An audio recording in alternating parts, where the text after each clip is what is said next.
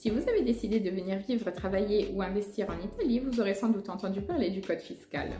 Dans cette vidéo, nous allons aborder les fausses informations et disons les faux mythes qui circulent autour du code fiscal de façon à pouvoir répondre à toutes les questions que vous vous posez et vous aider à aborder au mieux cette démarche administrative obligatoire.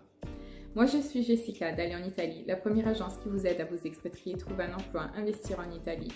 Je vous laisse le lien en description pour tous nos services, ainsi que la liste de nos webinaires gratuits sur les différentes thématiques. Mais revenons un petit peu à nos faux mythes. Un code fiscal par famille suffit. En réalité, le code fiscal est personnel, donc chaque membre de la famille doit avoir son propre code fiscal. Il change après le mariage. Le code fiscal reste le même, donc si vous êtes marié et que vous êtes une femme, votre code fiscal correspondra à vos données de jeune fille et restera le même après le mariage. Il a une date de validité. Le code fiscal est valable à vie, donc une fois que vous perdez votre attestation ou disons votre carte ou que vous ne savez plus qu'est-ce que vous en avez fait, il est possible de le redemander auprès du consulat italien le plus proche de votre domicile ou directement en Italie à l'Agenzia delle Entrate. Donc c'est quelque chose qui se récupère une fois qu'il est donné, il reste enregistré dans le système. Il donne des droits pour la nationalité italienne. Certains croient que demander le code fiscal vous donne des droits, des crédits pour obtenir votre nationalité italienne. En réalité, ce sont des choses différentes. Donc, avoir le code fiscal ne change rien en fait et n'accélère pas, disons, la demande de nationalité italienne. Il peut se demander uniquement depuis l'Italie et par les résidents italiens. Tout le monde peut demander le code fiscal, donc même les non-résidents, parce qu'il arrive parfois que nous avons besoin, dans les cas de succession par exemple, d'un code fiscal, puisque la procédure a lieu en Italie, ou alors parce que vous avez décidé d'acheter une maison de vacances en Italie et donc la transaction aura lieu en Italie. Donc pour toutes vos démarches en Italie, vous aurez besoin de votre code fiscal.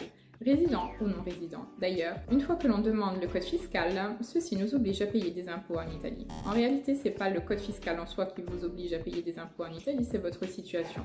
Donc le fait de demander votre code fiscal, disons, facilite toutes les démarches en Italie et une fois que vous aurez à payer vos impôts en Italie, vous indiquerez votre code fiscal. Mais en soi, il n'a pas le pouvoir de vous faire payer des impôts. Le code fiscal peut être demandé uniquement par les adultes. C'est faux puisque le code fiscal peut être demandé par des enfants et même des sociétés. Le code fiscal n'est pas important. J'entends des personnes me dire que c'est quelque chose de secondaire et disons une simple démarche administrative qu'ils feront dans un deuxième temps. En réalité, le code fiscal débloque toutes les autres démarches administratives et vous facilite grandement tous vos démarches en Italie. Donc il est important de le demander le plus tôt possible puisqu'il a un rôle crucial. D'ailleurs, moi, généralement, on me le demande plusieurs fois dans la semaine et il y en a même qui le connaissent par cœur en Italie. Donc, il est clair que le code fiscal est vraiment quelque chose de super important. Le code fiscal ne fonctionne qu'avec une carte ou une attestation. Si vous n'avez pas de carte ou d'attestation du code fiscal, ce n'est pas grave.